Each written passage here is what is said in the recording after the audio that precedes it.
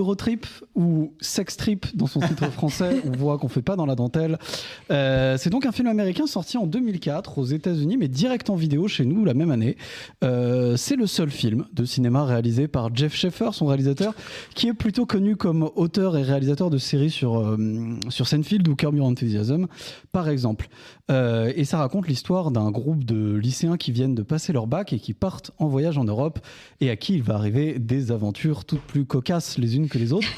Et ce film, comme beaucoup en fait d'autres qui pullulent à la fin des années 90, début des années 2000, arrive aussi dans un contexte où les adolescents deviennent de nouveau une manne financière intéressante pour les studios, puisque ces films jouent avec les limites de ce qui est autorisé, montrable à une époque où en fait Internet n'est pas encore généralisé mais commence à être développé, donc on commence à pouvoir se partager un peu des séquences cultes sur des sites de partage de vidéos et où les réseaux surtout sociaux n'existent pas encore, et du coup ça devient un peu l'expérience commune des ados, parce que l'été ces ados-là se font chier, les hormones sont en feu et Hollywood a la réponse pour eux, des grosses comédies débiles sur le passage à l'âge adulte avec des meufs un peu à poil.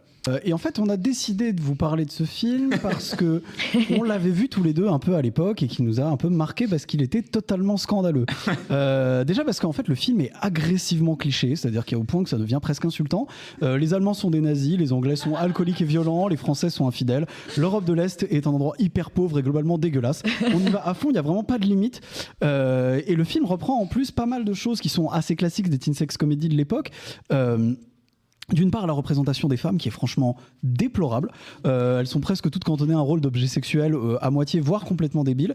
Mais aussi avec une espèce de peur latente de l'homosexualité qui est vue comme un truc que les protagonistes masculins doivent fuir comme la peste. Évidemment, on va pas parler de représentation des minorités dans le film parce qu'il n'y en a pas.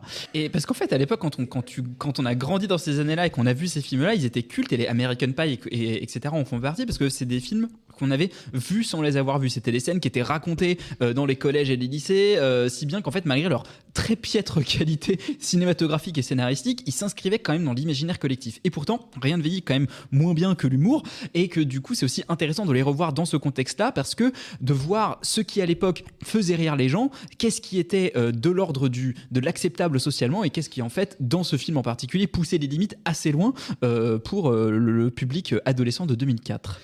Et je pense qu'en fait l'enjeu aujourd'hui, et ce qu'on peut garder un peu de ce genre de film, c'est de savoir en fait garder un niveau de stupidité et de candeur qui est assez rafraîchissant, qui va avec, mais tout en nous gardant en tête tous les enjeux de représentation en fait qu'on occultait complètement à l'époque et qui aujourd'hui sont complètement incontournables, et essayer de réussir à mixer les deux.